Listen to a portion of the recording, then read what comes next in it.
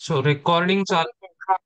या सो या मागच्या सेशनमध्ये याचा उहापोह आपण केला की अल्बर्ट एलिसनी आरईबीटीचा शोध कसा लावला आणि त्यांनी कशी सायकोलॉजी क्षेत्रात क्रांती घडवली. की पूर्वीचे सगळं सायको अनालिसिस म्हणजे तुमच्या बालपणावरचे अनुभव आणि तुम्हाला आलेला बालपण तुमचं कसं गेलंय त्याच्यावर तुमच्या आजच्या भावना अवलंबून असतात असा जो एक मोठा प्रभाव सायकोलॉजी क्षेत्रात होता सिग्मंड फ्रॉइडमुळे त्या सगळ्या प्रभावाला अल्बर्ट एलिसने आव्हान दिलं आणि सक्सेसफुली तो प्रभाव आता मोडून काढलाय. सो आता जर तुम्ही सायकोलॉजी क्षेत्रात काउन्सिलिंग क्षेत्रात पाहिलं तर प्रामुख्याने सीबीटी जिचा जन्म आरईबीटी मधनच झालेला आहे. अं, आणि माइंडफुलनेस काही प्रमाणात ज्याच्यामध्ये पण आरईबीटीची काही प्रिन्सिपल साधर्म्य आहे त्याचं ते वापरलं जातं. दुसरा मुद्दा मागच्या वेळी जो डिस्कस केला होता तो असा होता की आरईबीटीच्या पण काही मर्यादा मला जाणवल्या आणि त्याच्या जोडीला माइंडफुलनेसची जर जोड दिली तर आरईबीटी आणि माइंडफुलनेसची जोड दिली तर स्वतःच्या व्यक्तिमत्व बदलामध्ये त्याचा फायदा चांगला होऊ शकतो.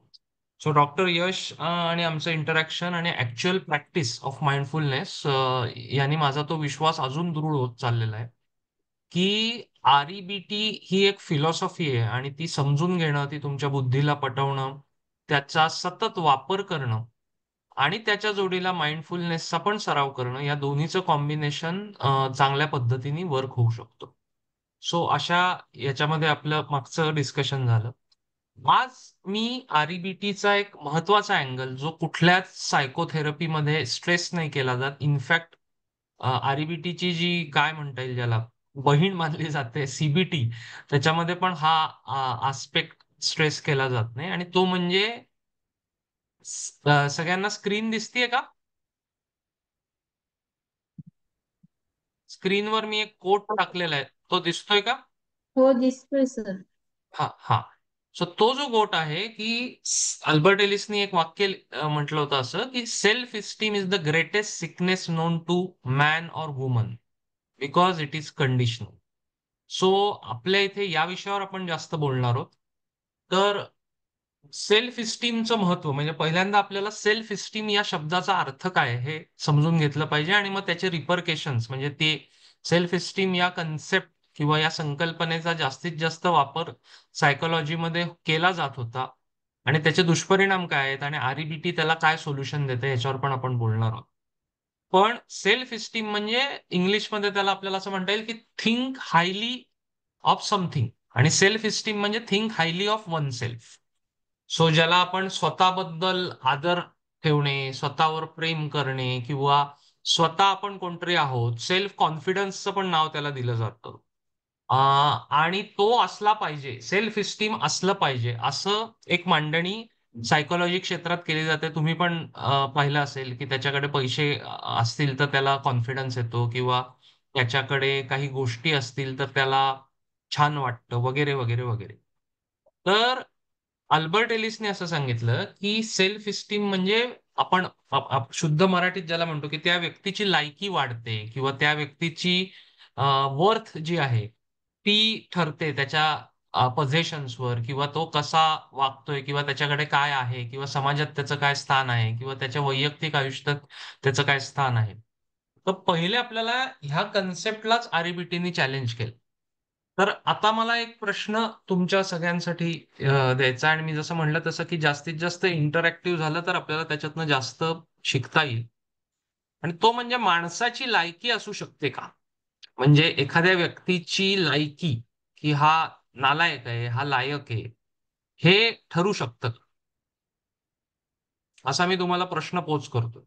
सो आयदर तुम्ही मेसेजमध्ये टाका किंवा तुम्ही माईक म्यूट ऑफ करू म्यूट ऑन हे करून बोलू पण शकता.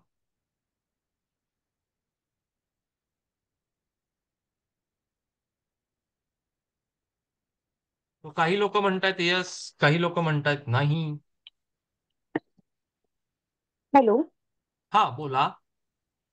व्यक्तिपरत्वे ते बदलण्यात येईल. एखाद्या व्यक्तीला वाटतं की समजा आता की एखाद्याला वाटतं मी नालायक आहे, एक्झाम्पल हा.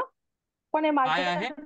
माझ्या फेवरेबल एखादा वाटेल एखादा व्यक्ती परत तो विचार बदलला जातो. समजा आता मी तिथे आहे, माझ्यावर जे माझ्याशी ज्या लोकांचं पटत नाही ते मला म्हणतील की ही मूर्ख आहे, ही नालायक आहे. पण माझ्यावर प्रेम करणारे असतील किंवा माझ्या फेवरेबल जे असतील ते म्हणतील नाही ही खूप चांगली, त्यांना माझे प्लस पॉईंट दिसतील. हे म्हणजे तर व्यक्ती दुसरे परत्वे बोलतात. हा निर्णय पण बदलला जाईल. बरोबर, पण तुम्ही ऍज अ हं. व्यक्ती इंडिव्हिज्युअली तुम्हाला तुमच्याबद्दल काय वाटतं, की तुम्ही काय तुमची जी कृती असते, तुम्ही आयुष्यात जे अचीव्ह केलंय त्याप्रमाणे तुमची लायकी ठरते का? हो वाटतं. ज्यावेळेस आपण डिप्रेशन मध्ये असतो ना, हा मला स्वतःला अनुभव आहे असा, की मी स्वतःला खूप फेल्युअर समजते कधी कधी आणि त्यावेळेस खूप रूम मध्ये स्वतःला बंद करून घेते, कोंडून घेते आणि रडते. एक चार करेक्ट. चार तास तसं होतं मला हा. तसं. हा, मान्य आहे. तर इथेच इथेच इथेच सगळी मेख आहे. आणि ती मेख हं. म्हणजे आपण व्यक्तीचं मूल्यमापन करतो, स्वतःचं मूल्यमापन करतो आपल्या आयुष्यात येणाऱ्या अनुभवावरनं, आपल्या आयुष्यातल्या परिस्थितीवरनं, आपल्या आयुष्यात आपण ज्या गोष्टी अचीव्ह केल्यात त्याच्यावरनं.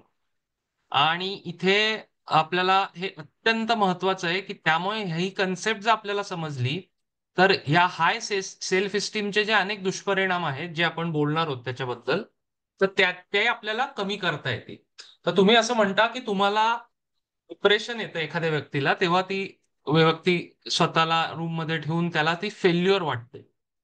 तर आता आपल्याला हे बघायचंय, की एखादी व्यक्ती कुठल्या तरी त्याच्या उद्दिष्टामध्ये कमी पडली, तर ती व्यक्ती म्हणून फेल होऊ शकते का? म्हणजे आपण उदाहरण घेऊ, की एखादा विद्यार्थी परीक्षेत नापास झाला आणि आपण अशी अनेक उदाहरणं पाहिलेली आहेत, की ज्याच्यामध्ये मग ते विद्यार्थी आत्महत्या करतात आणि या सगळ्या गोष्टी होतात. तर एखादा विद्यार्थी परीक्षेत नापास झाला म्हणजे तो माणूस म्हणून नालायक ठरतो का?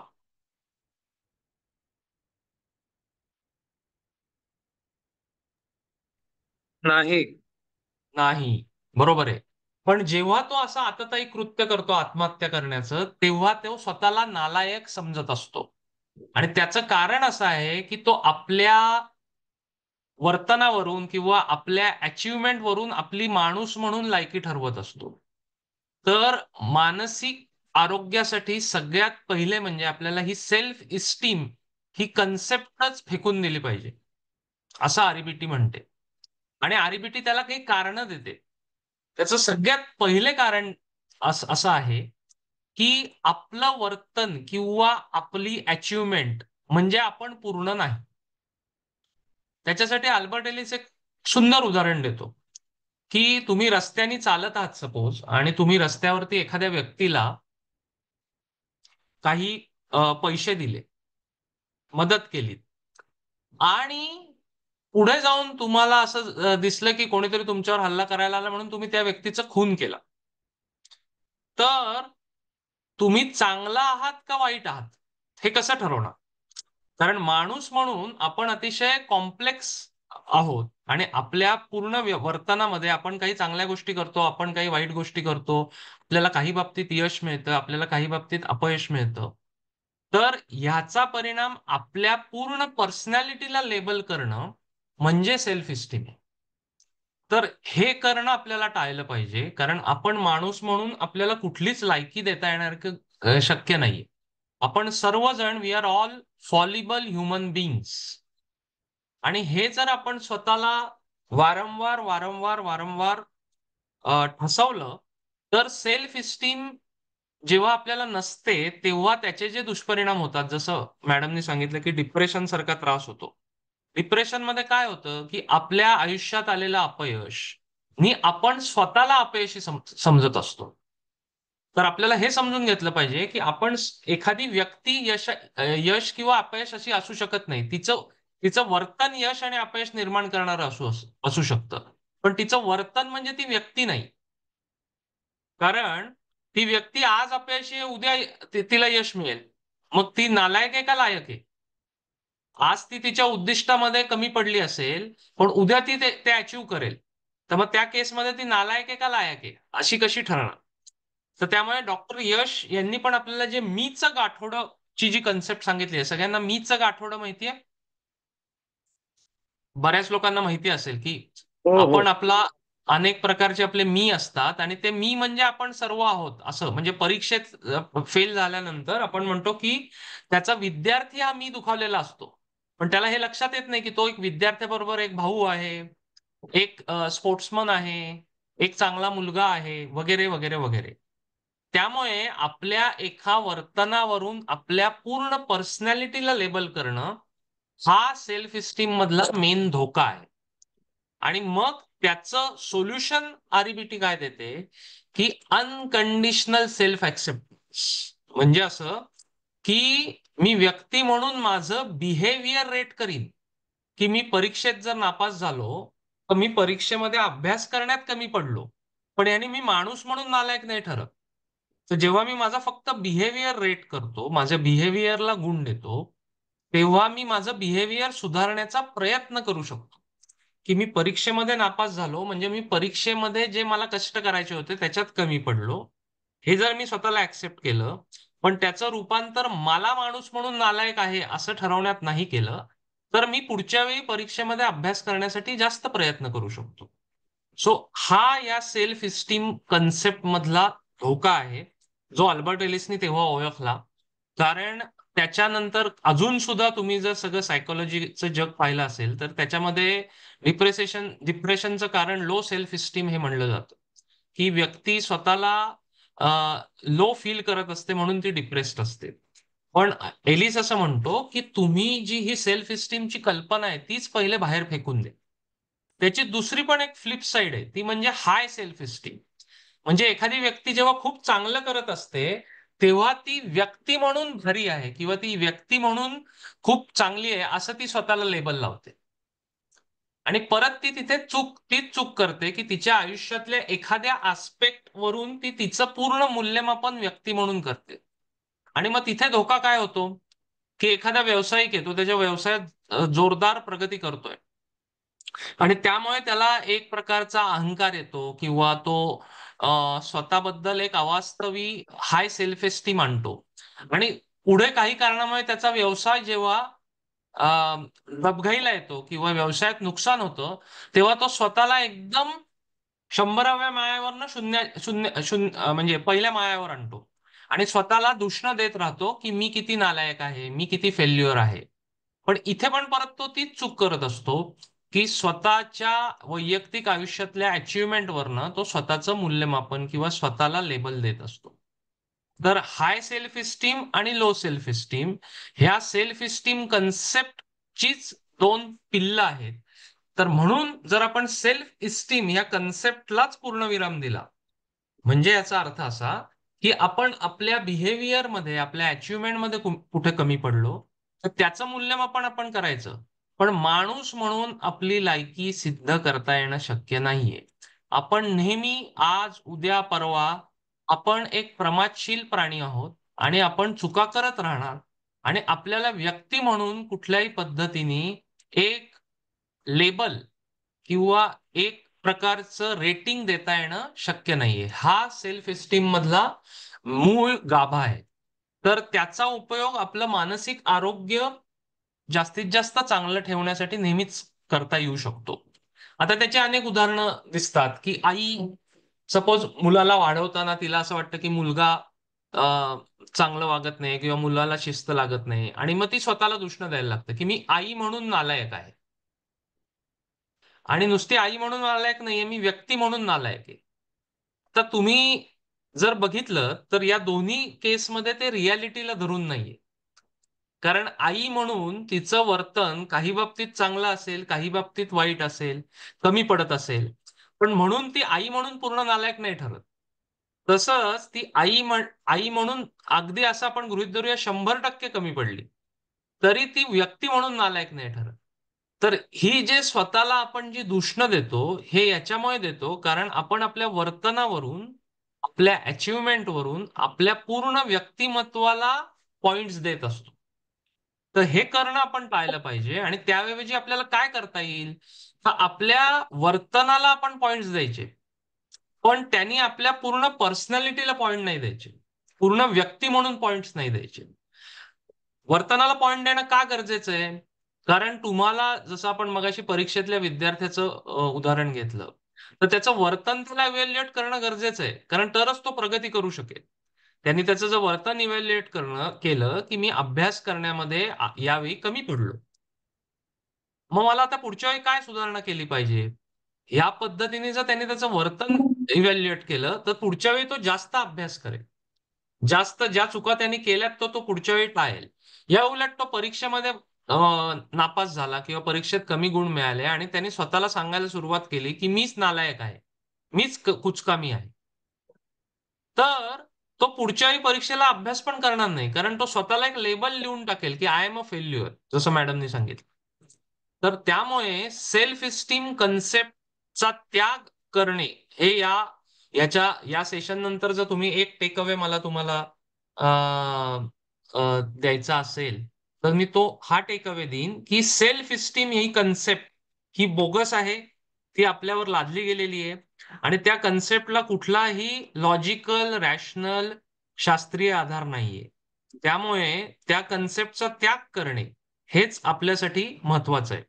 आता मुद्दा असा येतो की तो त्याग कसा करायचा. तर तो त्याग करण्यासाठी आपल्याला हे ठरवलं पाहिजे की आपण दरवेळी जेव्हा जेव्हा आपल्या विचार करण्याची पद्धत जर एक प्रकारची झालेली असेल की आपल्या आयुष्यामध्ये काही आपण अचीव्ह नाही करू शकलो किंवा आपल्या आयुष्यात आपल्याला काही डिस्कम्फर्ट आला की आपण पटकन लेबल देऊन टाकतो की अरे काही अर्थच नाहीये किंवा माझ्या आयुष्यालाच काही अर्थ नाही किंवा मीच माणूस म्हणून नालायक आहे. तर या सगळ्या गोष्टी ज्या आपण करतो तो टाळण्यासाठी आपल्याला स्वतःला वारंवार सांगावं लागेल की माझ्या आयुष्यातल्या घटना किंवा माझ्या आयुष्यातले अचिव्हमेंट्स हा माझ्या आयुष्यातला एक भाग आहे, ते म्हणजे माझं पूर्ण आयुष्य नाहीये. तर या पद्धतीने जर आपण पुढे गेलो तर आपण सेल्फ इस्टीम या कन्सेप्टमध्ये होणारे जे त्रास आहेत ते टाळू शकू असं मला वाटतं. सो हा आरईबीटीचा एक महत्वाचा गाभा आहे. आता त्याचे रिपरकेशन्स कसे होतात की आपण जे परीक्षेतलं उदाहरण घेतलं की ज्याच्यामध्ये तो विद्यार्थी एकदा नापास झाल्यावर तो स्वतःला लेबल देऊन टाकतो की मी फेल्युअर आहे.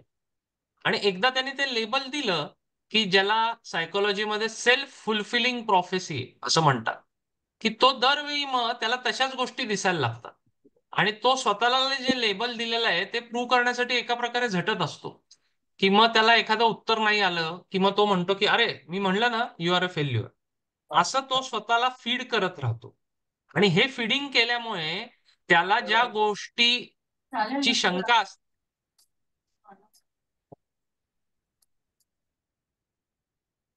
त्याला ज्या गोष्टी स्वतःबद्दल वाटत असतात त्याचे पुरावे तो त्याच्या बाह्य आयुष्यामध्ये बघायला लागतो आणि त्यांनी त्याची सेल्फ इस्टीमची संकल्पना अजून दृढ व्हायला लागते.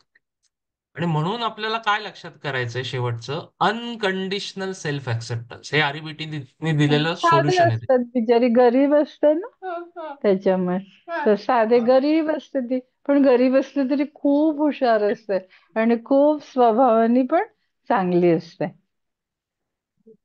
विजया मॅडम कोण बोलतोय? कोणाला काही हा तुम्ही विचारायचंय का? म्यूट करा ना, म्यूट ऑल विजया करा. मॅडम म्यूट करा, म्यूट करा. हम्म. तर आपण असं म्हणतोय की आरईबीटी मध्ये याचं सोल्युशन काय दिलंय अल्बर्ट एलिसने, तर ते दिलेलं सोल्युशन म्हणजे अनकंडिशनल सेल्फ एक्सेप्टन्स. म्हणजे असं की तुमचं वर्तन तुम्ही रेट करा.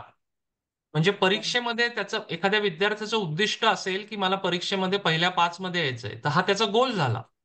त्या गोलसाठी त्यांनी प्रयत्न करावे. पण त्या प्रयत्नामध्ये जो तो कमी पडला तर त्यांनी स्वतःला पूर्ण माणूस म्हणून लेबल न करता त्यांनी त्याच्या वर्तनाला लेबल करावं आणि त्याने असं ऍक्सेप्ट करावं की या कामामध्ये मी कमी पडलेलो आहे, पुढच्या वेळी मला कसं इम्प्रूव्ह करता येईल याचा मी विचार करीन. पण त्यांनी माणूस म्हणून माझी कुठेही लायकी सिद्ध होत नाही. तर हा मेन गाभा आहे सेल्फ एस्टीमचा. सो आपण थोडक्यात सेल्फ एस्टीम म्हणजे काय हे बघितलं. सेल्फ इस्टीम ठेवल्यामुळे त्याचे होणारे दुष्परिणाम म्हणजे हाय सेल्फ इस्टीम असेल किंवा लो असेल, दोन्हीचे दुष्परिणाम काय आहेत ते बघितलं. आणि त्याच्यावर आरईबीटीचं सोल्युशन काय, आरईबीटी त्याच्यामध्ये सोल्युशन काय देते की कशा पद्धतीने तुम्ही हा जो सेल्फ इस्टीमचा प्रॉब्लेम आहे तो ऍड्रेस करू शकाल, हे आपण याच्यामध्ये बघितलं. तर हे महत्वाचे पॉइंट्स आहेत ज्याचा तुम्ही विचार करणं गरजेचं आहे. आणि हा विचार करून थांबून उपयोग नाहीये, कारण आपल्याला हे बुद्धीला पटलं तरी आपली विचार करण्याची जी पद्धत आहे ती वर्षानुवर्ष तशी झालेली असू शकते. त्यामुळे आपल्याला सतत याचा सराव करणं गरजेचं आहे. सो त्याच्यासाठी मी तुम्हाला एक एक्सरसाइज आत्ता देतो, ज्याचा सराव तुम्ही करू शकता. तुमच्याकडे कागद पेन असेल, याला 3 मिनिट एक्सरसाइज असं म्हणतात. तुम्हाला दिवसात 3 मिनिटं फक्त द्यायची आहेत. ठीक आहे. हं? जर कोणी म्यूट केलं नसेल तर प्लीज म्यूट करा.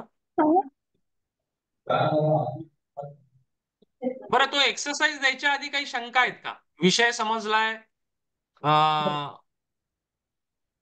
कोणाला काही शंका आहेत का?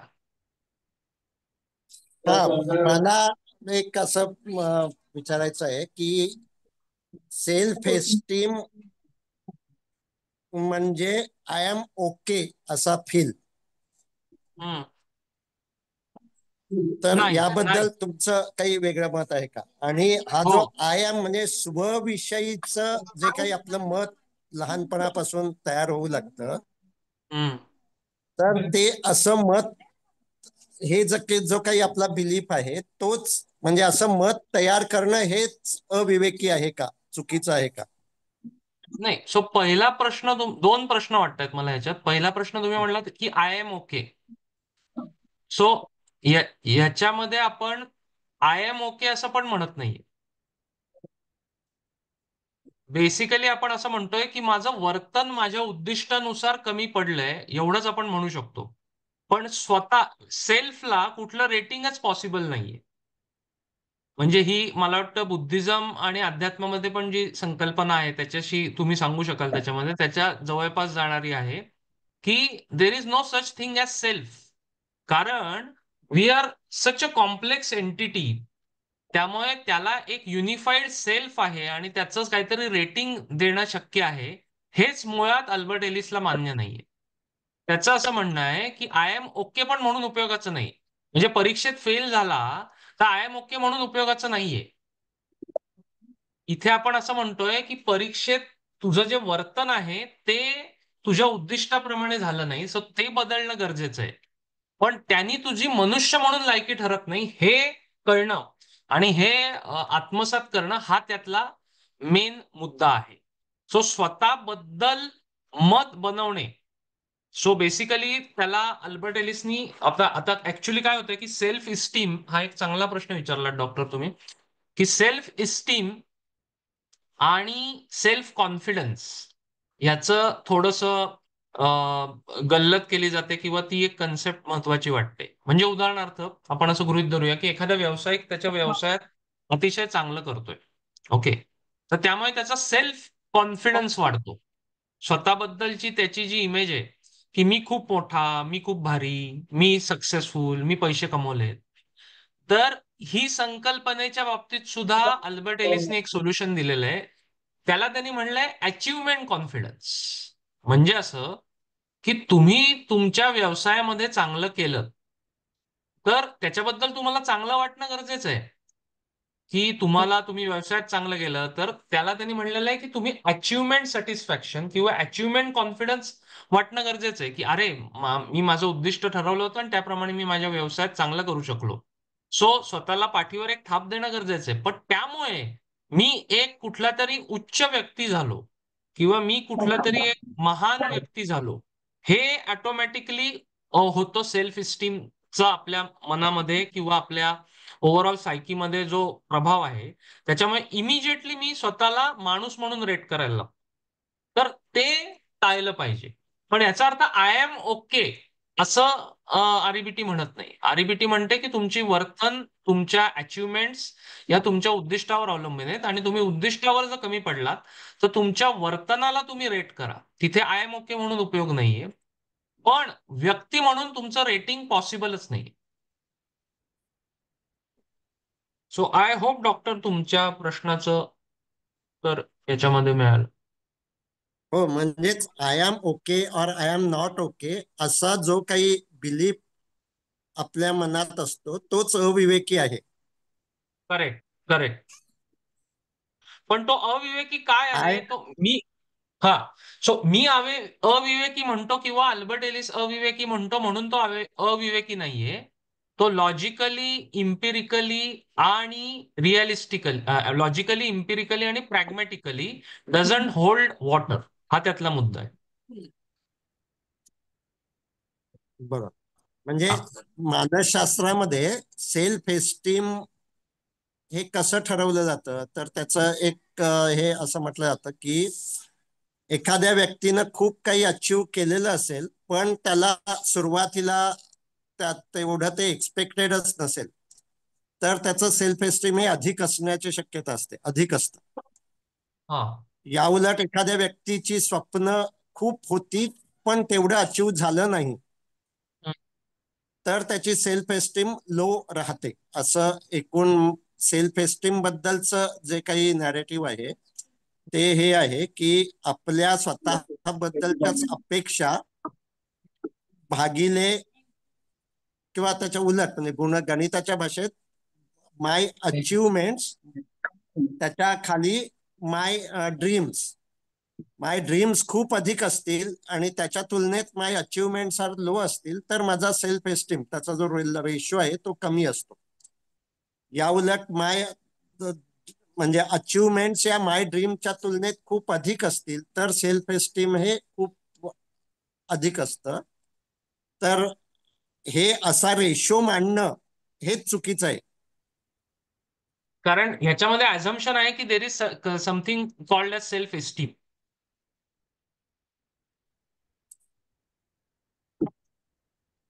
सो दोन मुद्दे आहेत त्याच्यात. मला असं वाटतं की सेल्फ इस्टीम ही कल्पना जी सायकोलॉजीत मांडली आहे तिला काही बेसच नाहीये.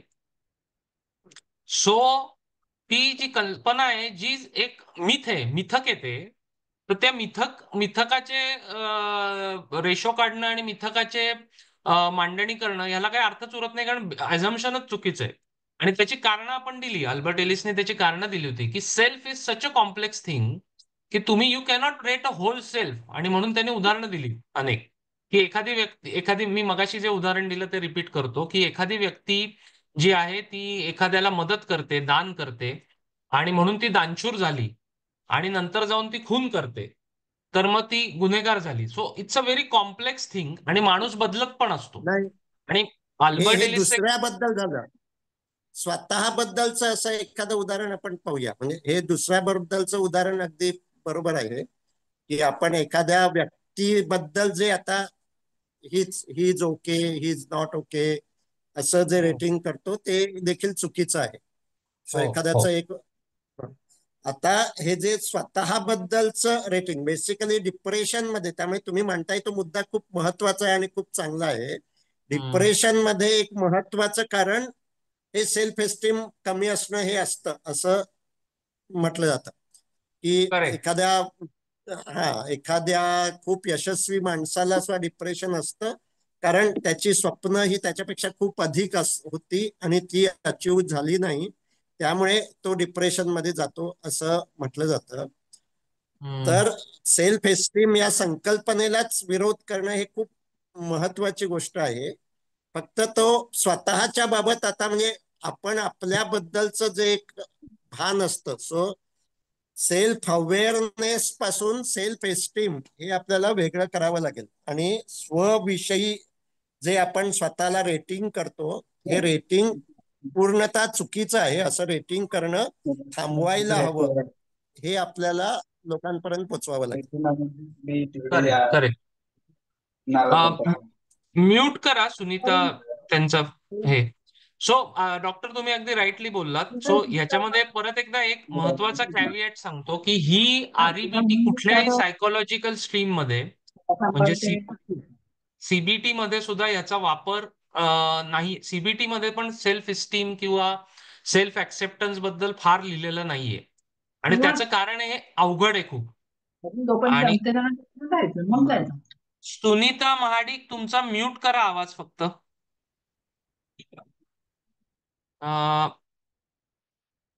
सो बेसिकली आपण असं म्हणत होतो की ही संकल्पना अवघड आहे, आणि त्याच्यामुळे त्याची प्रॅक्टिस वारंवार करणं, जे मी त्या एक्सरसाइज कडे येणार होतो, की त्याची प्रॅक्टिस वारंवार करणं आणि स्वतःला सतत बजावणं योग्य पद्धतीने, योग्य टेक्निकनी, की सेल्फ इस्टीम ही संकल्पनाच व्यर्थ आहे.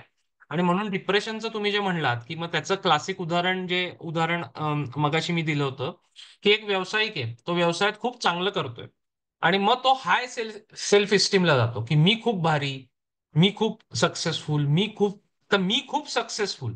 तो व्यवसायात सक्सेसफुल असतो. यांनी तो त्याच्या पूर्ण व्यक्तिमत्वाला लेबल करतो की मी सक्सेसफुल. आणि मग जेव्हा पुढच्या काळात काही कारणामुळे त्या व्यवसायाला डबघाईला लागतो, तेव्हा ते त्याला सहन होत नाही आणि मग तो डिप्रेशन मध्ये जाऊ शकतो. सो हे सगळं कशामुळे होतंय, त्याचं जे मूळ आहे ते सेल्फ इस्टीम या संकल्पनेत आहे. तर सेल्फ इस्टीम संकल्पना पहिले फोल का आहे हे आपल्याला कळण्यासाठी ते आपल्या बुद्धीला पटलं पाहिजे. आणि त्याची जी कारणं, म्हणजे एक एक्सरसाइज तुमच्यासाठी असा होऊ शकतो की तुम्ही सगळ्यांनी मिळून इन्क्लुडिंग मी हे लिहून काढलं पाहिजे की माझं व्यक्ती म्हणून मूल्यमापन माझ्या अचिव्हमेंट्सवर, माझ्या बिहेवियरवर होऊ शकतं का. आणि ते जर माझं उत्तर नाही असेल तर त्याला कारणं दिली पाहिजेत आपण. जी कारणं काही मी डिस्कस केली, काही तुम्ही नवीन स्वतः विचार केलात तर पण ऍड करू शकाल. पण स्वतःचं मूल्यमापन व्यक्ती म्हणून होऊ शकत नाही, आपल्या वर्तनाचं मूल्यमापन होऊ शकतं. हे त्याच्यामध्ये आपल्याला ठासून लिहावं लागेल. नुसता विचार करून उपयोगाचं नाही. सो मधल्या काळात हाय सेल्फ इस्टीमच्या बाबतीत आता जो एक रिसर्च आलेला आहे, आणि आधी पण काही रिसर्च झाले, की क्रिमिनल्स मध्ये हाय सेल्फ इस्टीम असतं. सो तुम्ही जर काही लोक पाहिले की माझा हक्कच आहे, because I am a special person, I need others money, others property, I have a right to fool others, I have to right to steal from others, अशा पद्धतीची मानसिकता क्रिमिनल्स मध्ये पण दिसून आलेली आहे. सो हाय सेल्फ इस्टीम आणि नार्सिसिझमचा पण एक संबंध आहे. आणि मग त्याच्यानंतर ज्या पुढच्या सगळ्या गोष्टी त्याच्यामध्ये होतात. तर हा त्यातला मूळ मुद्दा आहे असं मला वाटतं. आणि याचा डे टू डे डॉक्टरांनी जो महत्वाचा मुद्दा मांडला की डिप्रेशन मध्ये याचा खूप वापर होऊ शकेल. सो आपण पूर्णपणे जर सेल्फ इस्टीम या संकल्पनेलाच तिलांजली दिली तर डिप्रेस्ड होण्याचा विषयच येत नाही. मग डिसअपॉइंट होऊ शकतो आपण की परीक्षेत मी नापास झालो, अरे माझं वर्तन चुकलं, माझा प्रयत्न कमी पडला, म्हणजे मी डिसअपॉइंट झालो. आणि डिसअपॉइंटमेंट होणं ही ही निगेटिव्ह हेल्दी इमोशन आहे. हेल्दी निगेटिव्ह इमोशन म्हणते आरबीटी. कारण तो डिसअपॉइंट झाला नाही तर तो पुढच्या परीक्षेला प्रयत्नच करणार नाही. त्यामुळे डिसअपॉइंट होणं ही हेल्दी निगेटिव्ह इमोशन आहे. ती होऊ शकते जर सेल्फ इस्टीम संकल्पनेला आपण तिलांजली दिली. पण अगेन जसं म्हणल्याप्रमाणे अल्बर्ट एलिस म्हणायचा की याच्यामध्ये प्रॅक्टिस प्रॅक्टिस प्रॅक्टिस हे त्याचं ब्रीद वाक्य होतं की तुम्हाला हे एका दिवसात किंवा नुसतं ऐकून कळणार नाही. तर ज्याच्यामध्ये डॉक्टरांनी आपल्याला न्यूरोप्लास्टिसिटी ही संकल्पना आपल्या सगळ्या डिस्कशन मध्ये आली असेल, काही लोकांना माहिती असेल की मेंदू मधल्या जो पाथवेज आहेत ते बदलू शकतात. तर अल्बर्ट एलिसनी हे तेव्हा मांडलं होतं की हे प्रॅक्टिसनी तुमचे मेंदूमधले पाथवेज बदलतील आणि तुमचा मेंदू बदलू शकतो, म्हणजेच तुमचा स्वभाव बदलू शकतो, म्हणजेच तुम्ही सेल्फ इस्टीम पासून लांब जाऊ शकता आणि अनकंडिशनल सेल्फ ऍक्सेप्टन्स याच्याकडे जाऊ शकता. सो सेल्फ इस्टीमचा अँटीडोट आहे unconditional self acceptance. Unconditional self acceptance मध्ये आय एम ओके नाही. त्यामुळे ते गोंधळ होण्याची किंवा चुकीचा अर्थ घेण्याची संकल्पना आहे. अनकंडिशनल सेल्फ ऍक्सेप्टन्स म्हणजे परीक्षेत मी नापास झालो, अरे काही फरक नाही पडत, नापास झालो तर झालो, असा त्याचा अर्थ नाहीये. तर मी माझ्या वर्तनाला करेक्ट करतोय, पण मी माझ्या व्यक्तिमत्वाला त्याचं लेबल देत नाहीये. हा त्याचा खरा अर्थ आहे. तर त्यामुळे त्याचा वापर आपल्याला करता येईल. आणि त्याच्यासाठी जो एक्सरसाइज आपण बोलणार आहोत, आणि मग परत आपण प्रश्नांकडे जाऊ, की एबीसी एक्सरसाइज मागच्या वेळी आपण बघितला होता. तर तुम्हाला असं ज्यांना ज्यांना लो सेल्फ इस्टीम वाटतंय किंवा ज्यांना ज्यांना हाय सेल्फ इस्टीम वाटतंय त्यांच्यासाठी पण हे महत्वाचं आहे की ज्यांना असं वाटतं की मी माझ्या व्यवसायात खूप चांगलं केलंय, म्हणजे I am a great person, तर दोघांनीही याचा एक्सरसाइज करू शकता. तर तुम्ही तिथे वर लिहा की मी परीक्षेत नापास झालो. आता प्रत्येकाच्या वेगवेगळ्या गोष्टी असतील, तर ए ला तुम्ही लिहू शकता तुमचा जो कुठलं कारण ज्याच्यामुळे तुम्हाला लो सेल्फ इस्टीम वाटते किंवा हाय सेल्फ इस्टीम वाटते, ते ए मध्ये लिहा तुम्ही. त्याला आपण म्हणतो ऍक्टिव्हेटिंग इव्हेंट. म्हणजे मी व्यावसायिक म्हणून फेल गेलो, किंवा मी पालक म्हणून फेल गेलो, किंवा किंवा किंवा. तर हे कळतंय ना तुम्हाला एक असं लिहायचं आहे. याच्याबद्दल कोणाला काही शंका असेल तर मला फक्त विचारा, अदरवाईज मी पुढे जातो.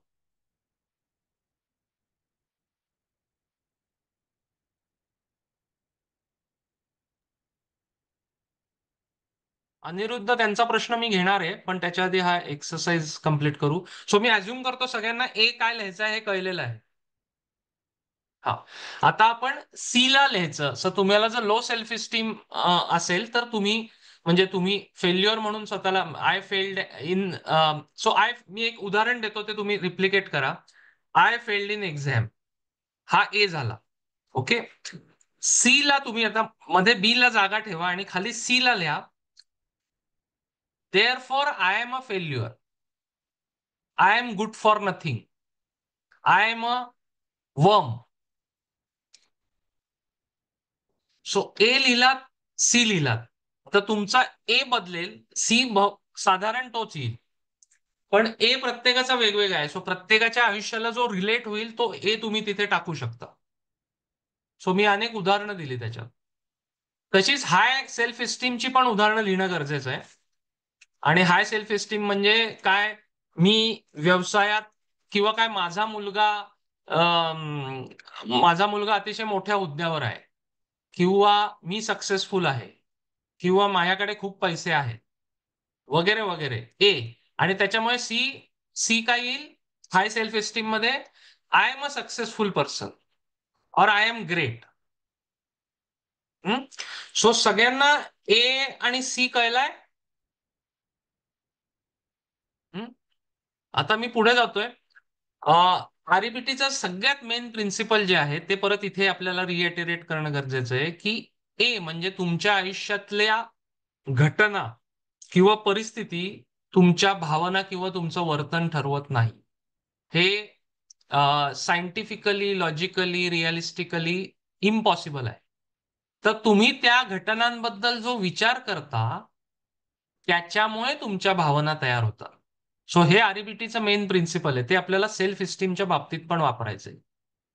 सो मी आता त्याचं उदाहरण देतो एक, की I failed in the exam हा ए झाला, आणि सी झाला therefore I am a failure, I am a worthless shit, मी एक कुचकामी नालायक व्यक्ती आहे, हा सी झाला. तर आता आपल्याला बी ला जो प्रश्न विचारायचा आहे, बी मध्ये जो बिलीफ आहे तो या सीचं कारणीभूत आहे, ना की मी एक्झाम मध्ये नापास होणे किंवा पास होणे. सो बी मध्ये आपल्याला बिलीफ जो आहे तो सेल्फ इस्टीमच्या बाबतीत, लो सेल्फ इस्टीमच्या बाबतीत मेनली असा असतो की I must pass the exam. इथे मस्ट आणि शुड आला, otherwise I am no good. I must pass the exam, otherwise I am a worthless shit. आणि सी ला त्याच्यामुळे आपण जे म्हणलं ना की त्याला डिप्रेशन येतंय, त्याला स्वतःबद्दल लो सेल्फ इस्टीम वाटतोय, हा सी आहे. मी हे परत एकदा सांगतो, कन्फ्युजन व्हायला नको. मी एकच उदाहरण घेतोय सोपं, तुम्ही तुमच्या बाबतीत ते वेगवेगळं उदाहरण लावू शकता. त्याच्यात काही डाऊट असेल तर मला पर्सनल मेसेज करा. ए आपण म्हणला की व्यक्ती परीक्षेमध्ये नापास झाली, ही घटना आहे. सी आपण म्हणलं की त्याच्यामुळे तो डिप्रेस झाला, त्याला लो सेल्फ इस्टीम वाटतंय, तो कम्प्लिटली डेव्हास्टेटेड झाला, त्याच्या मनात आत्महत्येचे विचार यायला लागले, हा सी झाला. आता आपण असं म्हणतोय की त्याला जे हे निगेटिव्ह विचार येत आहेत किंवा तो जे डिप्रेस झालेला आहे तो परीक्षेत नापास झाल्यामुळे झालेला नाहीये, हे आरईबीटीचा मूळ गाभा आहे. ओके, तर तो त्या घटनेकडे कसा विचार करतोय त्याच्यामुळे तो झालेला आहे, ज्याला आपण बी म्हणतो. आता हा जो बी आहे तो मोस्टली डिमांड्स आणि जनरलायझेशन आणि लेबलायझेशन याच्यामध्ये असतो. सो लो सेल्फ इस्टीम मध्ये जी डिमांड असते ती अशी असते की I must do well in the exam, otherwise I am a failure. आता हे तुम्ही ए बदलून सगळ्याला लावलं तरी ते सिमिलरच येणार आहे. I must do well in my career, otherwise I am a failure. I must do well as a parent, otherwise I am a failure. Okay, आता हा एबीसी तुमच्याकडे तयार झाला. आता आपल्याला जो काम करायचं आहे ते हा झाला डायग्नोसिस. आता याच्यावर जी ट्रीटमेंट आहे ती म्हणजे डी, जिथे आपण प्रश्न विचारणार आहोत बी ला. आणि तो प्रश्न साधारण अशा स्वरूपाचा असेल की मी परीक्षेत पास व्हायलाच पाहिजे, याला काय पुरावा आहे? What is the evidence that I must pass the exam? आणि what is the how it is proved that if I fail in the exam I am a worthless shit? जर मी परीक्षेत नापास झालो तर त्यावरनं हे कसं सिद्ध होतं की मी एक नालायक आणि कुचकामी व्यक्ती आहे? तर हा प्रश्न अतिशय महत्वाचा आहे आणि या प्रश्नाला भिडलं पाहिजे आपल्याला, या प्रश्नाला अग्रेसिव्हली आपल्याला अटॅक केला पाहिजे आणि ई मध्ये त्याची उत्तर शोधली पाहिजे. की ई म्हणजे इफेक्टिव्ह न्यू फिलॉसॉफी, की परीक्षेमध्ये नापास झाल्याने जगात असा कुठला नियम आहे जो सांगतो की मी परीक्षेत पास व्हायलाच पाहिजे? माझी इच्छा असू शकते की मी परीक्षेत पास व्हावं, पण माझी इच्छा आणि रियालिटी, माझ्या इच्छेप्रमाणे मी जगातला नियंता आहे का? मी जगाचा नियंता आहे का? am I the ruler of the universe? किंवा परीक्षेत नापास झाल्याने मी कुचकामी आणि नालायक व्यक्ती कसा ठरतो? अनेक सक्सेसफुल लोक परीक्षेत नापास झाले म्हणजे, आणि त्याच्यानंतर आयुष्यात त्यांनी यश मिळवलं वेगवेगळ्या क्षेत्रांमध्ये. मग ते नालायक आणि कुचकामी ठरले का? सो अशा पद्धतीने ज्याला आरईबीटी मध्ये डिस्प्युटेशन आणि त्याचं उत्तर म्हणतात, याच्यासाठी आपल्याकडे आता वेळ नाहीये, पण हे मी तुम्हाला जस्ट एक ग्लिम्स देतोय. तर अशा पद्धतीने त्याची उलट तपासणी केली पाहिजे, आपल्या अविवेकी धारणांची उलट तपासणी करणं हे या एक्सरसाइज मध्ये अपेक्षित आहे. की मी परीक्षेत पासच व्हायला पाहिजे, मला वाटतं म्हणून मी व्हायलाच पाहिजे, याला काय पुरावा आहे का? मी परीक्षेत पास आणि नापास होणं याने माझी व्यक्ती म्हणून लायकी ठरते का? आणि हे प्रश्न विचारल्यावर त्याचे उत्तर तुम्हाला मिळतील की याची उत्तरं नाही नाही नाहीच अशी आहेत. परीक्षेत पास होणं ही माझी इच्छा असू शकते, पण त्याने मी परीक्षेत पास होईलच अशी गॅरंटी नाहीये. परीक्षेत पेपर कसा पडेल, माझा प्रयत्न योग्य दिशेने झालाय की नाही, अशा अनेक फॅक्टर त्याच्यामध्ये त्याच्यामध्ये कारणीभूत ठरू शकतात. तसंच मी परीक्षेत नापास झालो यावरनं माझी व्यक्ती म्हणून लायकी ठरू शकत नाही. यावरनं फक्त एवढंच प्रूव्ह होतं की परीक्षेची तयारी करण्यामध्ये मी कमी पडलो. आणि हे जेव्हा मला कळलंय तेव्हा पुढच्या वेळी मी त्याची तयारी अधिक चांगल्या पद्धतीने करू शकतो. माझ्या ज्या चुका आहेत त्या मी पहिले डायग्नोज करून त्या चुका टाळून योग्य पद्धतीने पुढच्या वेळी परीक्षेची तयारी करू शकतो. पण त्यांनी कुठल्याही पद्धतीने माणूस म्हणून माझी लायकी ठरत नाही. कारण उद्या जर मी परीक्षेत पहिल्या नंबरने पास झालो तर मी माणूस म्हणून लायक ठरीन का? तर त्याचं उत्तर नाही असं आहे. कारण माझी लायकी जर परीक्षेवर ठरणार असेल तर त्या लायकीला अर्थ काय राहिला? त्या लायकीला आधार काय राहिला? सो आय होप तुम्हाला हे कळतंय, लक्षात येत आहे? हो हो येतंय. हा, very good very good. So हा दोन गोष्टी करायच्या आहेत आपण. मी परत एकदा रिवाइज करतो आणि मग अनिरुद्धचा प्रश्न पण घेतो. सो पहिल्या सुरुवातीला आपण सेल्फ इस्टीम ही संकल्पना काय आहे हे बघितलं. दुसऱ्याला ती संकल्पना कशी फोल आहे ते बघितलं. तिसऱ्यामध्ये आपण असं बघितलं की त्या संकल्पना फोल आहे कळल्यावर त्याचं सोल्युशन काय आहे, अनकंडिशनल सेल्फ एक्सेप्टन्स आरईबीटी काय देते सोल्युशन ते बघितलं. आणि त्याच्यानंतर डॉक्टरांनी जे चांगले प्रश्न विचारले त्याच्यामुळे आपल्याला दोन एक्सरसाइज मिळाले. की पहिलं म्हणजे सेल्फ इस्टीम ही कल्पना ही सत्याला धरून रियालिटीला धरून नाहीये का, याची कारणं तुम्हाला लिहून काढायची आहेत. एक. दुसरी गोष्ट, एबीसी एक्सरसाइज तुमच्या रीतीने तुम्हाला लो सेल्फ इस्टीम वाटतंय किंवा हाय सेल्फ इस्टीम वाटतंय, दोन्हीसाठी तुमचा एक एबीसी एक्सरसाइज करायचा आहे. प्रत्येकाच्या आयुष्यात लो सेल्फ इस्टीम हाय सेल्फ इस्टीमचे काही काही कळीचे मुद्दे असतात, ते प्रत्येकाचे वेगवेगळे असतील, ते तुम्ही लिहून काढायचे आणि त्या सर्व धारणांना चॅलेंज करायचे. त्या सर्व धारणांना आपल्याला एका पद्धतीने आव्हान द्यायचं. तर हा मुद्दा त्यातला आहे. आता मी सुप्रिया मॅडमचा पण प्रश्न घेतो, पण त्याच्या आधी अनिरुद्धांनी बऱ्याच वेळा आधी प्रश्न विचारलाय की तो घेतो मी, की काही लोकांची बाय डिफॉल्ट सेल्फ इस्टीम एवढी जास्त असते की वारंवार चुका होत असून त्या चुका अशा लोकांना समजत नाहीत. अशी लोक मग दुसऱ्याला किंवा परिस्थितीला जबाबदार धरतात. आता आरईबीटी प्रमाणे बाय डिफॉल्ट असं काही नसतं.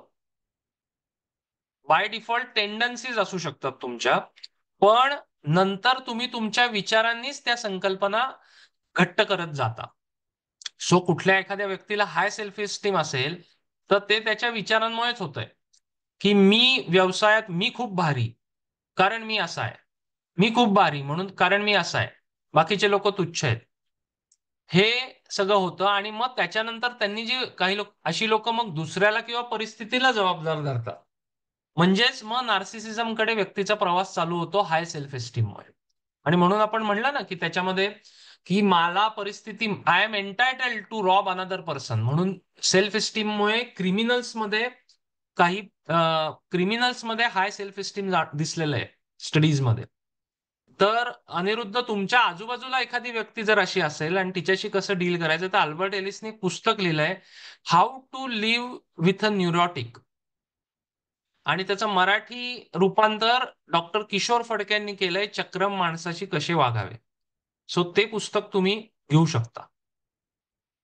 याला काल मर्यादा आहेत ह्या प्रश्नाचा अर्थ मला नाही कळला, तो तुम्ही विचारा. तोपर्यंत मी सुप्रिया ताईंचा प्रश्न घेतो. सुप्रिया मॅडम, तुम्हाला काहीतरी प्रश्न आहे? नमस्कार.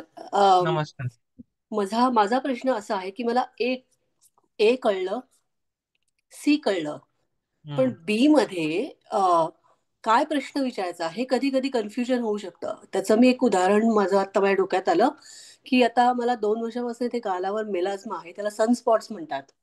हम्म. आणि ते बेसिकली वेगवेगळ्या कारणांमुळे होऊ शकतात. हम्म. आणि मी खूप प्रयत्न केला, त्याच्यावर खूप उपाय केले, पण त्याच्यामुळे काय झालंय, मला मेकअप एक तर अजिबात आवडत नाही कधी लावायला, पण त्याच्यामुळे आता मला मेकअप लावावा लागतो आणि मेकअप लावूनही हे लपत नाहीयेत.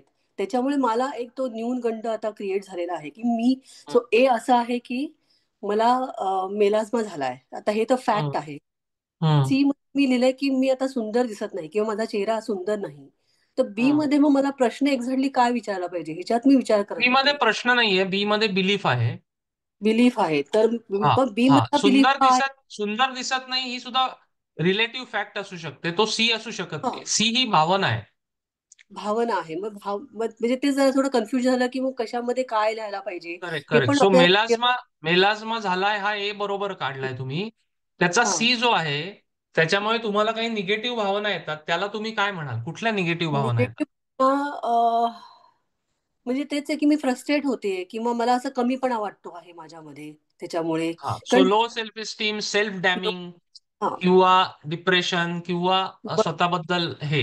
सो हा सी झाला. आता हा, आपण असं म्हणतोय, परत एकदा वारंवार आरईबीटी मध्ये ह्याच्यावर खूप फोकस केला जातो की ए हम्म, मुळे सी होत नाही. सी डज बरोबर. नॉट. हा, तर तुम्हाला मेलाझमा झालाय हम्म, ह्याच्यामुळे तुम्हाला कमीपणा वाटत नाहीये. तर तुम्ही मेलाझमा बद्दल जो विचार करताय बरोबर. त्याच्यामुळे तुम्हाला कमीपणा वाटत.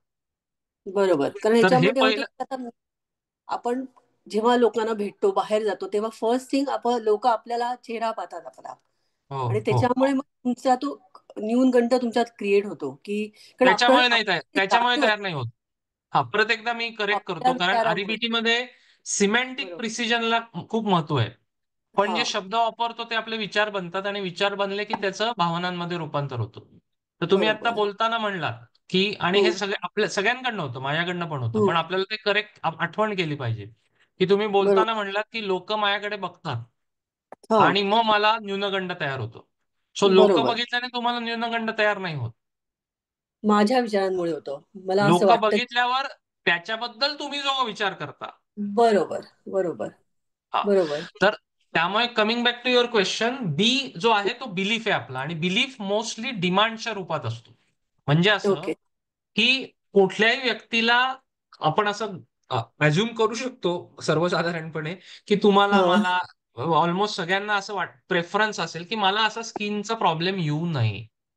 हा, हा प्रेफरन्स चुकीचा नाहीये, बरोबर. पण या या तुमच्या प्रेफरन्सचं रूपांतर जेव्हा डिमांडमध्ये होतं, हा, तेव्हा तुम्हाला निगेटिव्ह इमोशन येतात. सो इथे डिमांड जे आहे तो, I must not have melasma, okay. I cannot stand having melasma. Okay. D मध्ये सो ते हा, येणार. टी नाही, बी मध्ये. ओके. अच्छा. बिलीफ. बिलीफ. बिलीफ. आणि ओके. त्याच्यामुळे तुमच्या ज्या निगेटिव्ह भावना सी ला तयार होत आहेत, या मस्टमुळे तयार होत आहेत, या डिमांडमुळे तयार होत आहेत. आणि okay. Evaluation, global hmm, evaluation म्हणतात आरबीटी मध्ये त्याला, की hmm, because I am melasma I am a worthless person. Hmm. Okay. So hmm. हे कळतंय, हे पटतंय तुम्हाला? हो हो हो. कळत हा. आहे. सो हा तुम्हाला बी म्हणजे लक्षात आला, बी मधलं हम्म, कन्फ्युजन क्लिअर झालं. बी ही तुमची हो. डिमांड असते मोस्टली. डिमांड आहे. ओके. ओके. आणि आता डी ला तुम्हाला हे विचारायचंय की कुठला असा जगातला नियम आहे, व्हॉट इज अ इव्हिडन्स, की मी कोण आहे, मी जगाची नियंती आहे का परमेश्वराने मला पृथ्वीवर पाठवलंय, की बरोबर. ज्याच्यामुळे परमेश्वराने मला एक स्पेशल व्यक्ती म्हणून पृथ्वीवर पाठवलंय, की मला कुठलाही स्किन डिसीज होऊ नये असं मी सांगितल्यावर हम्म, ते होणार नाही. रियालिटी अशी आहे की मला मेलाझ्मा झालेला आहे. बरोबर. हे त्रासदायक आहे, पण it is not the end of the world. हो. सो अशा पद्धतीने तुम्हाला डी आणि ई कडे जावं लागेल. सो डी हा अच्छा. ऍक्च्युली प्रश्न आहे, मी आता डी आणि ई मिक्स केलं, पण तुम्ही हा सुरुवातीला त्याचं स्ट्रक्चर बनवू शकता असं. तर डी मध्ये हा. प्रश्न विचारायचा आहे बी ला, की ओके. काय पुरावा आहे की मला मेलाझ्मा होऊच नाही, बरोबर. आणि काय पुरावा आहे की मेलाझ्मा झाल्याने मी एक कमी कममस्सल व्यक्ती होतो. बरोबर. म्हणजे माझा सी मध्ये मी जे लिहिलेलं आहे कन्क्लुजन, त्याला त्याला मी त्याच्यावर डाऊट करायचं की नॉट नेसेसरी, हे ते बरोबर नाहीये. हे मी डी त्याच्यावर मध्ये डाऊट करायचं म्हणजे बी स्पष्ट ला करणार. क्वेश्चन करायचं. सी बरोबर. सी इज बरोबर. अ कॉन्सिक्वेंट इमोशन. तुम्हाला हा, तुमच्या बी मुळे इमोशन तयार होतं. बरोबर. अच्छा. हा बरोबर. यस, तेच थोडंसं कन्फ्युजन होतं ते झालं आता म्हणजे ते क्लिअर झालं. हो हा. तर आता हो. एक महत्वाची गोष्ट तुम्ही इमिजिएटली करायला पाहिजे, की हे सेशन झाल्या झाल्या तो एक्सरसाइज लिहून पाठवा तुम्ही, बर. किंवा ओके. तुमच्यासाठी लिहा. हा बरोबर. ओके. ठीक आहे. थँक्यू. क्लिअर.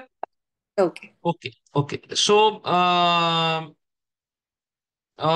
अजून कोणाचे काही प्रश्न आहेत का, वाइंड अप करायचंय? हा, सर माझा एक प्रश्न. ची नावं हा सांगा ना पुन्हा प्लीज. एक मिनिट, दीप्तीजी, एक मिनिट. यश सरांना प्रश्न विचारायचा आहे, त्यांना विचारू दे, मग मी तुमच्याकडे येतो. हा. बोला यश. तर सेल्फ अँड सेल्फ एस्टीम यामध्ये आरबीटी काय फरक करते? आता सेल्फ म्हणजे काय, स्व, आणि इस्टीम म्हणजे काय, टू रेट हायली समथिंग. तर आत्म सेल्फ एस्टीमला मराठीत आत्मसन्मान असा शब्द वापरला जातो. Correct, correct. तर सेल्फच नाहीये तर ते इस्टीम करायचा प्रश्नच येत नाही. तर सेल्फ नाही असं म्हणतं, म्हणजे मी तेच येतो की माइंडफुलनेस मध्ये हे मानलं जातं, त्या लेवलपर्यंत आपण आता जात नाही. पण ज्यावेळी आपण साक्षी ध्यानाचा सराव करत असतो त्यावेळी माझ्या मनात जे सगळे विचार येतात मग ते सेल्फ बद्दलचे सुद्धा असतात. मी इतका मोठा, मलाच साक्षी भाव समजला असा विचार ज्यावेळी माझ्या मनात येतो, त्या विचारापासून अलग होऊन मी ज्यावेळी त्या विचाराकडे पाहू शकतो त्यावेळी खऱ्या अर्थानं मी सजग आणि साक्षी असतो. तो विचार ज्यावेळी मी सत्य मानू लागतो की मी ग्रेट, मलाच हे सगळं समजलं आहे, त्यावेळी मग माझं बिहेवियर किंवा ज्याला आपण म्हणू इगो वगैरे हे सगळं निर्माण होतं. बरोबर, सो बरोबर. सेल्फ बद्दलचे जे काही विचार माझ्या मनात येतात, मी असा, मी हे केलं, मी हे करायचं आहे, या सर्व विचारांकडे सुद्धा आपण साक्षी होऊन पाहणं म्हणजे खऱ्या अर्थानं साक्षी भाव. अगदी अगदी सुंदर, अगदी सुंदर. सो आपल्या सेल्फ बद्दल विचार करणं हेच वेस्ट ऑफ टाइम आहे.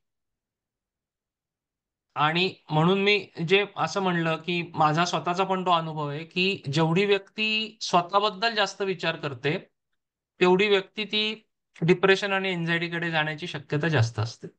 छान, तुम्ही ते याचा वाक्य सांगता ते खूप छान आहे की हो, हो. ते. सो ऍक्च्युली जॉर्डन पीटरसन जर कोणी ऐकलं असेल, त्याच्या बऱ्याच भूमिका विसंगत आहेत आरबीटीशी, पण त्यांनी एक वाक्य जे असं म्हणलं होतं, की actually thinking about self is equivalent to depression or anxiety.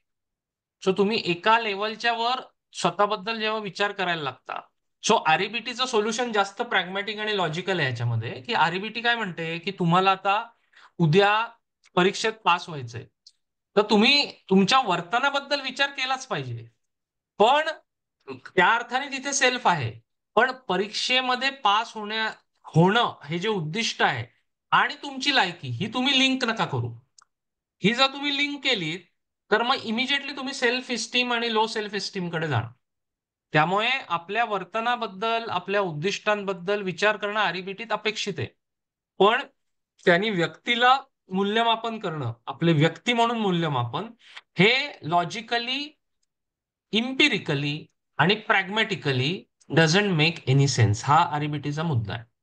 आणि म्हणून आरईबीटीच्या बाबतीत अल्बर्ट म्हणजे तो ऍक्च्युली, याची दुसरी बाजू आहे अनकंडिशनल अदर ऍक्सेप्टन्स. त्याच्यावर आपण आता बोलत नाहीये, पण जस्ट विषय निघाला म्हणून सांगतो की अल्बर्ट एलिसचं एक प्रसिद्ध वाक्य आहे ज्याच्यामुळे खूप खळबळ माजली होती, की तो म्हणला की I am ready to go against war with Hitler, but I can accept him as a fallible human being. So Hitler सारख्या व्यक्तीला सुद्धा अल्बर्ट एलिस असं म्हणत होता की मी I accept him as a fallible human being. पण याचा अर्थ ऍक्सेप्ट म्हणजे मी काहीच करणार नाही असं नाही. तो ज्यूंना मारत होता, त्याच्या अगेन्स्ट त्याला प्रतिकार करणं हे गरजेचं आहे. पण त्या व्यक्ती म्हणून त्याचं मूल्यमापन मी नाही करू शकत आणि करणार नाही. So coming back to the original point, परत एकदा हे रिएटरेट करतो की मला पण ही कल्पना पूर्ण आयुष्यात अप्लाय करता आलेली नाहीये. आणि ती कोणालाच, म्हणजे ते आरईबीटीचा अत्युच्च बिंदू आहे. त्यामुळे ती कल्पना, ती संकल्पना, कल्पना म्हणण्यापेक्षा ती संकल्पना रुजवणं, भिनवणं हे अवघडच आहे. पण ऍटलिस्ट आपल्या बुद्धीला ते पटवून त्याच्या दृष्टीने प्रवास जरी केला तरी बऱ्याचशा आयुष्यातल्या, म्हणजे बऱ्याच लोकांना जो भिडस्त स्वभाव असतो, किंवा बऱ्याच लोकांना रिस्क घ्यायला भीती वाटते, किंवा बऱ्याच लोकांना लोकांना काय वाटेल हे एक प्रसिद्ध वाक्य तुम्ही ऐकलं असेल, तर ह्यापासनं तरी आपल्याला त्यापासनं काय म्हणतात ते सुटकारा मिळू शकतो. तर म्हणून याचा कन्सेप्टचा खूप वापर करता येण्यासारखा आहे. ही सायकोलॉजीच्या पूर्ण विरोधात जाणारी कन्सेप्ट आहे. म्हणजे अजून सुद्धा डॉक्टरांनी जसं सांगितलं तसं सेल्फ इस्टीमला सायकोलॉजीमध्ये महत्व आहे, जे अल्बर्ट एलिसच्या, म्हणजे म्हणून ते मी वाक्य टाकलं होतं की अल्बर्ट एलिस सेल्फ इस्टीमला greatest sickness known to man and woman म्हणतो. यावरनं तुम्हाला त्या संकल्पनेबद्दल त्याचं काय मत होतं हे कळू शकतं. सो थोडक्यात हाच मुद्दा आहे. आय होप मागचं सेशन आणि आत्ताचं सेशन, आणि जसं डॉक्टर नेहमी सांगतात की माहिती घेणं आता थांबवलं पाहिजे. माहिती थांबवलं पाहिजे म्हणजे घ्या तुम्ही माहिती, पण सगळा जो भर आहे तो आहे त्याचा उपयोग आपल्या डे टू डे आयुष्यात कसा होईल. आणि मला म्हणूनच मला एक प्रश्न आरईबीटीच्या. आहे. हा बोला ना प्रणवजी. मला प्रश्न आहे की वयाच्या वेगवेगळ्या टप्प्यावर ह्याचे रिलेव्हन्स बदलू शकतात ना. म्हणजे तुम्ही 20 वर्षाचे आहात, 30 आहे, 40 आहे, 50 आहे, 60 आहे, म्हणजे हे बदलू शकतात. रिलेव्हन्स. हा, म्हणजे हे सेल्फ एस्टीम ती संकल्पना पण ती म्हणाल ती वेगळी असू शकते ना वयाच्या. आता नाही नाही, म्हणजे तुमच्या सेल्फ इस्टीम ही संकल्पनाच रद्दबातल करायची आहे आपल्याला. संकल्पना वेगळी असायला संकल्पना अस्तित्वात पाहिजे ना. पण ती ते तर माणूस, संकल्पनाच ते आपण माणसाच्या प्रगतीचं लक्षण मानलेलं आहे ना एक प्रकारे. हा, very good, good question Pravinji. आणि म्हणूनच मी मगाशी पण असं सांगितलं की माणसाच्या प्रगतीचं लक्षण म्हणजे सेल्फ इस्टीम नाही, म्हणजे तुम्हाला कुठली उद्दिष्टच नाहीयेत असं नाहीये. आणि तुम्ही जर सुरुवातीपासून आता त्या सेशनमध्ये असा आहात असं मी अज्युम करतो. सो त्याच्यामध्ये आपण जी वारंवार उदाहरणं देत होतो की परीक्षेत पास होणं हे माझ्या प्रगतीसाठी महत्वाचं आहे, किंवा परीक्षेत पहिला नंबर आणणं, पण आणि त्याच्यासाठी प्रयत्न केला पाहिजे माझ्या उद्दिष्टासाठी. पण परीक्षेतला निकाल हे माझ्या व्यक्तिमत्वाच्या, माणूस म्हणून मला लायकी देणारं किंवा लायकी न देणारं ठरू शकत नाही, असं आपण सेल्फ एस्टीम मध्ये म्हणतो.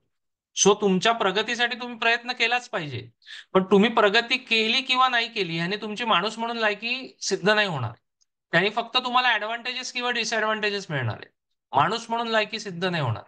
म्हणजे तुम्ही परीक्षेत प्रगती केली तुम्हाला चांगली नोकरी मिळेल, अगदी टिपिकल सेन्समध्ये सांगायचं तर मग पैसे मिळतील, मग लग्न होईल, मग हे ऍडव्हान्टेजेस होणार आहे. पण तुमचं ते नाही झालं तर तुम्हाला डिसएडव्हान्टेज मिळणार आहे, पण त्याने माणूस म्हणून तुमची लायकी सिद्ध होत नाही. त्यामुळे self esteem, actually self esteem सोडली तर प्रगती जास्त चांगली होऊ शकते. कारण एखाद्या व्यक्ती सेल्फ इस्टीम या संकल्पनेला जर कवटाळून बसली तर आपण जसं म्हणलं की परीक्षेमध्ये त्याचं टेन्शन येणार त्याला, because his worth is at stake. आणि मग त्याच्यामुळे तो अभ्यास नीट करू शकणार नाही, परीक्षा नीट देऊ शकणार नाही, असे सगळे त्याचे दुष्परिणाम होणार आहेत. त्यामुळे सेल्फ इस्टीम या संकल्पने, या गोष्टीला तिलांजली दिल्याने प्रगती जास्त होऊ शकते. सो प्रवीणजी, तुम्हाला प्रश्नाचं उत्तर मिळालं तुमच्या? मला एक वेगळं उदाहरण हो हो. याबाबत आता द्यावं असं वाटतं आहे. हा, त्यामध्ये बोला ना. म्हणजे आता आपण त्याबद्दल फार विश्लेषण करणं चुकीचं ठरेल, कारण आपल्याला नक्की माहिती मिळालेली नाहीये. पण आता ज्या प्रसिद्ध व्यक्तीनं आत्महत्या केली डॉक्टरनं, किंवा पूर्वी आपण जे पाहिलं होतं, त्यांचं नाव घ्यायला आता हरकत नाही, नितीन चंद्रकांत देसाई, या दोघांचीही सेल्फ एस्टीम खूप अधिक असू शकते. त्यांना बरोबर. जे काही यश मिळालेलं होतं, त्यांचं प्रसिद्धी, नाव, पैसे, या सगळ्याचा परिणाम म्हणून सेल्फ एस्टीम खूप अधिक असू शकते. आणि त्याला कोणत्याही एखाद्या गोष्टीनं धक्का लागला की येणारं डिप्रेशन आणि मग त्या प्रकारचा विचार आणि ही कृती ही सेल्फ एस्टीमचाच एक दुष्परिणाम असू शकते, हाय सेल्फ एस्टीमचा दुष्परिणाम. सर पण त्याच्यामध्ये कारण व्यावसायिक अपयश हेच त्यातलं ते मग ते सेल्फ एस्टीम ना, ते तर प्रॅक्टिकल झालं ना. चंद्रकांत नितीन देसाई त्यांच्याकडे हम्म व्यावसायिक अपयश, मग आता हे कुठले, हे कशामध्ये बोलणार तुम्ही? नाही नाही, व्यावसायिक बरोबर. अपयश सो झालं ही आता घटना. हम्म. व्यावसायिक अपयश ही एक घटना आहे. So that is activating event. C म्हणजे त्यांना आलेलं खूप डिप्रेशन आणि त्यामधून त्यांनी जी काही केलेली कृती. यातला बी काय आहे, बिलीफ काय आहे, की मला अपयश येताच नाहीये, किंवा माझं हे जे आता, म्हणजे त्यांना आता असं म्हटलं जातं की त्यांचा स्टुडिओ हा कर्ज ज्यांच्याकडून घेतलेलं होतं ते काय म्हणतो आपण, काय जप्त करणार होते. माझा स्टुडिओ जप्त होताच नाहीये, माझ्या आयुष्यात मला हे पाहायला मिळताच नाहीये. हे जे काही किंवा अविवेकी हे होते. आपण दुसरी उदाहरणं, म्हणजे ती काही फार म्हणजे चांगली आहेत असं नाही, पण खूप मोठं कर्ज झालेलं असून सुद्धा माणसं त्यातून बाहेर पडतात, काहीतरी मार्ग करतात, दुसरे व्यवसाय करतात, कारण त्यांचा हा बिलीफ बी वेगळा असतो. तिथे मस्ट शुड हा नसावतो. त्यामुळे तीच सिच्युएशन आली तरी त्यामधून त्यांचा जो सी असतो तो वेगळा होतो. त्यामुळे बरोबर बरोबर. अपयश, हा, व्यवसायात अपयश येताच नाहीये हा सुद्धा अविवेकी हट्ट आहे. आणि येताच नाहीचं पुढचं त्याचं जे डेरिवेशन म्हणतात आरबीटी मध्ये त्याला, ते म्हणजे व्यवसायात अपयश आलंच नाही पाहिजे, आणि आलं तर that proves that I am a worthless human being, I am a worthless shit, किंवा मी म्हणजे एक मग मी अपयशी. जगायलाच लायक नाही, हे त्याचं एक हा, टोकाचा विचार मनात येतो आणि तोच योग्य आहे असं वाटतं आणि मग पुढची कृती घडते. Correct correct. येस.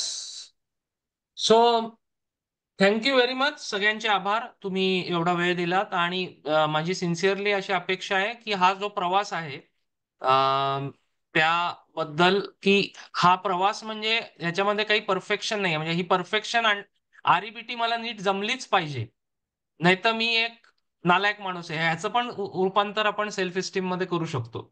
सो त्यामुळे याची काळजी घेणं गरजेचं आहे, आणि सगळ्यांनी प्रॅक्टिस तुम्ही याची करावीत अशी मी अपेक्षा करतो. आणि त्याच्या जोडीला जसं मी मागच्या वेळी म्हणलं होतं की माइंडफुलनेसचा याचं कॉम्बिनेशन करून या दोन्हीचा चांगला उपयोग तुम्हाला होऊ शकेल.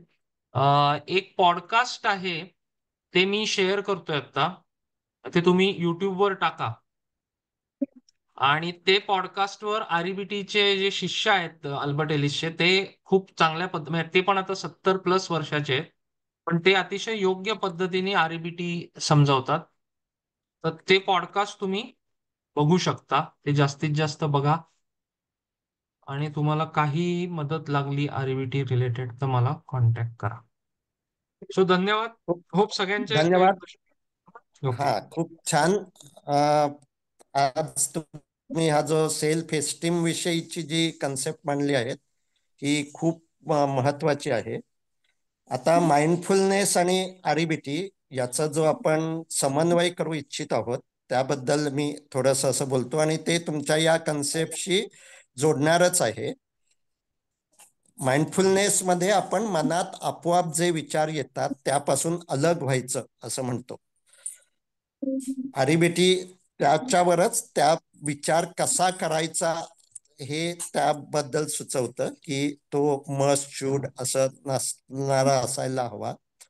त्यामुळे आरईबीटी आणि माइंडफुलनेस हे एकमेकांचे काय म्हणू आपण कॉम्पिटिटर नसून एकमेकांचे पूरक आहेत.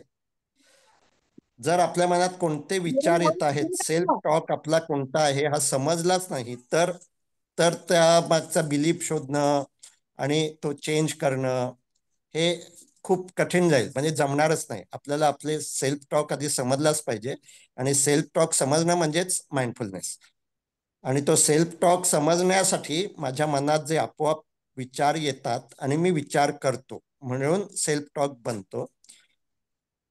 आपण असं म्हणतो की ज्यावेळी विचार करायचा असेल त्यावेळी तो आरईबीटीच्या टेक्निकनुसार आरईबीटीच्या सिस्टीमनुसार करायला हवा. त्यामध्ये मस्ट शूड हे असता नाहीये, कोणतेही डिमांड्स असता नाहीये, डिझायर असू शकतात, त्यालाच आपण असं म्हणू इच्छा असू शकतात, आसक्ती असता नाहीये. विचार करण्याच्या पातळीवर आपण आसक्ती टाळू शकतो. पण माइंडफुलनेसचा अजून एक पुढचा प्रवास असा आहे की काही वेळ असा द्यायला हवा की मी त्यावेळी विचार करणारच नाही, कोणताच विचार करणार नाही, विवेकी विचार देखील करणार नाही.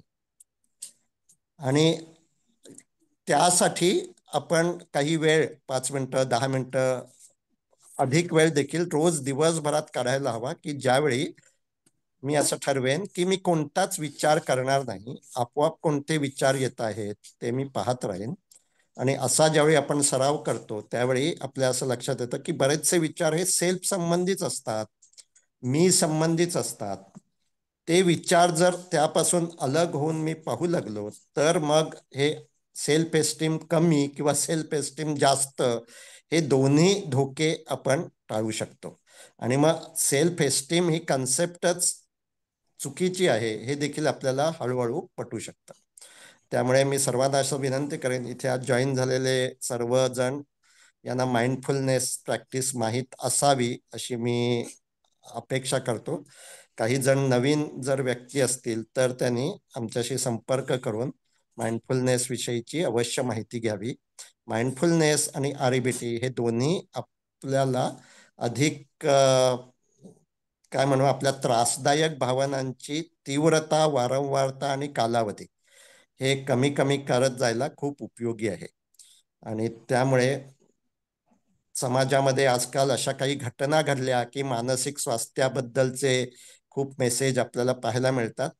पुन्हा 2-4 दिवसात माणसं सगळी विसरतात आणि आपल्या पूर्वीच्या पद्धतीनंच विचार करायला वागायला लागतात. आपण त्यापेक्षा वेगळं ठरूया आणि आपलं जे विचार करण्याची पद्धत ही आरईबीटी पद्धतीनं करूया आणि माइंडफुलनेसनुसार काही वेळ तरी कोणताच विचार करायचा नाही यासाठी देखील आपण वेळ देऊया. आज नीरज नानल यांनी खूप छान सेल्फ एस्टीम याविषयीचं जी त्या सेल्फ एस्टीम ही कसं चुकीचं आहे हे खूप छान पद्धतीनं मांडलेलं आहे. त्यासाठी त्यांचे खूप खूप धन्यवाद. धन्यवाद डॉक्टर. अविनाशजींचा काहीतरी प्रश्न आहे, लास्ट प्रश्न घेऊया आपण. अविनाशजी तुमचा काही प्रश्न असेल तर विचारा, कारण त्यांनी हात वर केलाय. नाही, मला एक सांगायचं होतं की म्हणजे तुम्ही सगळं हे जे आतापर्यंत जे विवेचन केलं ना, तर त्याला पुष्टी देणारी अजून एक संकल्पना आहे की आपण सर्वसाधारणपणे एक थोर व्यक्ती, बऱ्याच थोर व्यक्तींना आपण मानतो, पण म्हणजे थोर व्यक्ती अशी असत नाही, तर व्यक्तीने केलेलं कार्य हे थोर असतं. आणि हे हम्म. तुमच्या म्हणजे आतापर्यंत तुम्ही सगळं जे काही तासभर जे सांगताय ना, तर ज्या वेळेला तुम्ही या दृष्टीने विचार करता, म्हणजे आपल्याला काही कुठल्या काही म्हणजे असा हा एक थोडासा एक धक्कादायक अशी कल्पना आहे किंवा संकल्पना आहे म्हटलं तर चालेल, की कुठल्या तरी थोर व्यक्तीविषयी आपण काही त्यांच्यावर काय कमीपणा काढतो की काय वगैरे असं. पण तुम्ही कुठल्याही थोर व्यक्तींची ज्या वेळेला आपण चरित्र अभ्यासतो, तर हम्म. त्यांनी एखाद्या क्षेत्रामध्ये केलेलं किंवा अनेक क्षेत्रात बरेच मोठी मोठी कामं केलेली असतात. पण याचा अर्थ ते काही प्रत्येक त्यांच्या जीवनामध्ये प्रत्येक भागामध्ये यशस्वी झालेले असतातच असं नाही. करेक्ट. उदाहरणार्थ आपल्याला असे काही फार मोठ्या मोठ्या व्यक्ती माहिती आहेत की ते एक पिता म्हणून यशस्वी नाही होऊ शकले, त्यांची मुलं तेवढी हे झाली नाही. तर तुम्ही जर एक डोळसपणाने जर ह्या सगळ्या व्यक्तींची चरित्र पाहिली, तर मग तुम्हाला म्हणजे अल्बर्ट एलिसचे हे जे सांगितलेलं आहे आणि आतापर्यंत तुम्ही जेवढं एक तासभर सांगतायत, हे आपल्याला चटकन समजतं आणि नक्की आपल्याला सेल्फ एस्टीमचा काय हे आहे ना, ते आपल्या लक्षात लवकर येऊ शकेल असं मला वाटतं. धन्यवाद, धन्यवाद. अतिशय चांगला पॉईंट मांडलात अविनाशजी तुम्ही. सो नक्की ह्याचा पण विचार लोक करू शकतील. सो मी फक्त एक लास्ट पॉईंट सांगतो. आपण जे बोलतोय की 10 मिनिटं तुम्ही माइंडफुलनेसचा सराव कराच, त्याबद्दल मी त्याच्या जोडीला 3 मिनिट एक्सरसाइज असं म्हणून जे एक आता तुम्हाला थोडक्यात सांगितलं, त्या त्याचा वापर पण तुम्ही करू शकता. सो त्याला तर 3च मिनिटं लागतं. सो माइंडफुलनेसची 10-20 मिनिटं आणि 3 मिनिट एक्सरसाइजची 3 मिनिटं अशी तुम्ही नक्की द्यावीत आणि त्याचा तुम्हाला काय फायदा होतोय हे कळवा. सो धन्यवाद, थँक्यू व्हेरी मच. सो मी आता साइन ऑफ करतोय. सर, ते बुक्सची नावं सांगाल का पुन्हा? मी लिहिली आहेत नाही ते. The guide to rational living म्हणून एक पुस्तक आहे, ते तुम्ही घेऊ शकता अमेझॉनवर. सोपा उपाय त्याच्यावर असा आहे की अमेझॉनवर जाऊन अल्बर्ट एलिस टाईप करा, त्यांचे बरेचसे पुस्तकं तिथे अवेलेबल आहेत. आणि किशोर फडकेंनी केलेला अनुवाद असलेलं कुठलं? चक्रम माणसाशी कसे वागावे, पण ते आउट ऑफ प्रिंट, माहिती प्रिंट्स मिळणं थोडं अवघड आहे. मला पर्सनल मेसेज करा, मला माझ्याकडे असेल तर मी तुम्हाला देतो. बरोबर. हा, okay, thank you, all the best thank you. सगळ्यांना. ओके.